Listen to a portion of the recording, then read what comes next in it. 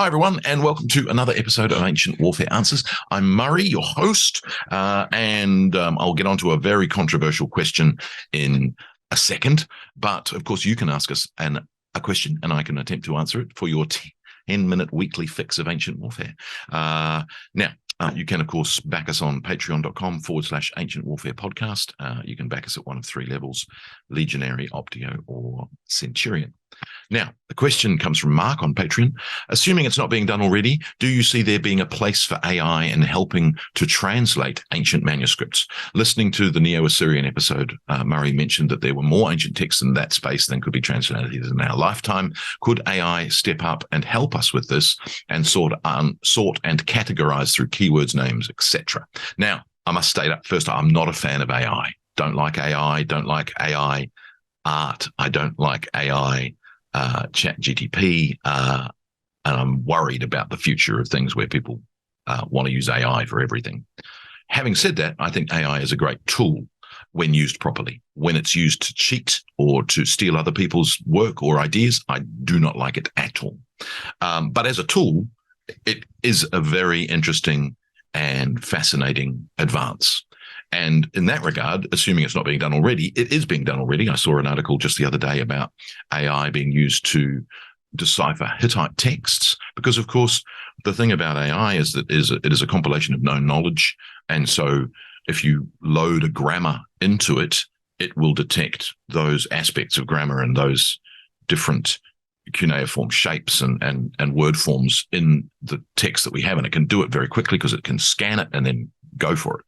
Whereas what you're relying on with a human mind is them having the time, the skill to be able to read a text. Now, of course, in a lot of cases, and not just ancient Near Eastern texts, but some Greek and Latin as well, sometimes the word form is about interpretation.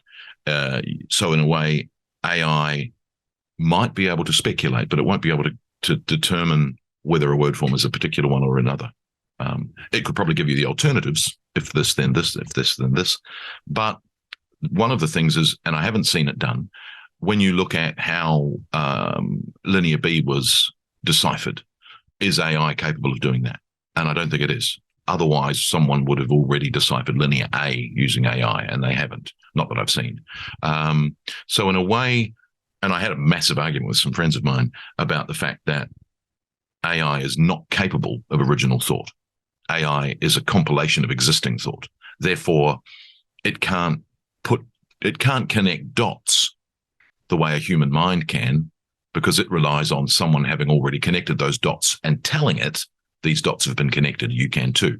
So one of the great things about the human study of the ancient world and language and everything else is that the human mind works in inexplicable ways. And my experience and your experience will mean we look at the piece of evidence and we put it together. We go, hang on a minute.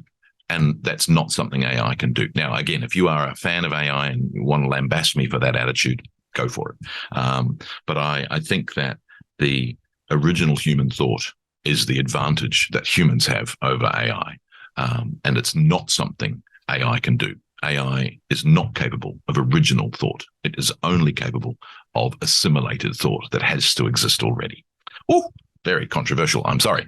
What you find, therefore, is, I think, as a tool, absolutely. You can scan it, you can read it, you can use the existing knowledge to give you the text. What it can't give you is, if there's a new word form that needs to be examined and extrapolated out, that's something that needs to be done by a human mind, possibly with AI support, because it can say this character is here, but then it might be in combination with other characters that create a new word form, for instance, in cuneiform or hieroglyphic.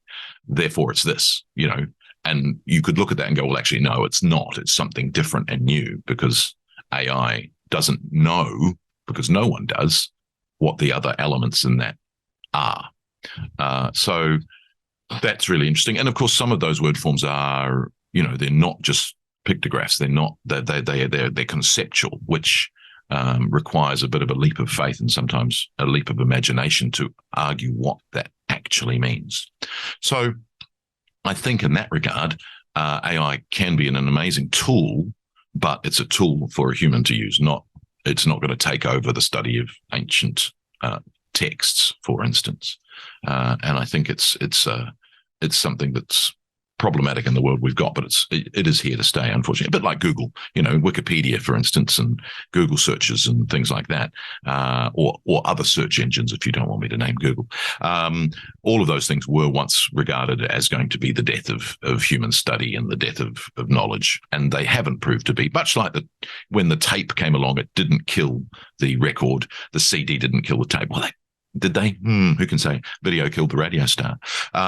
But you then get the fact that, vinyls come back. And so there is this idea that there is an evolution and a changing, but not necessarily it's going to take over the world.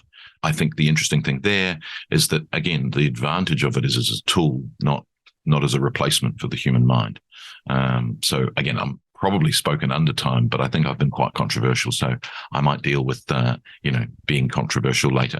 But I think it certainly is something that is a tool that's here to stay. But I hope that it stays as a tool. I hope that's answered your question without too much controversy, but I will expect the backlash to begin.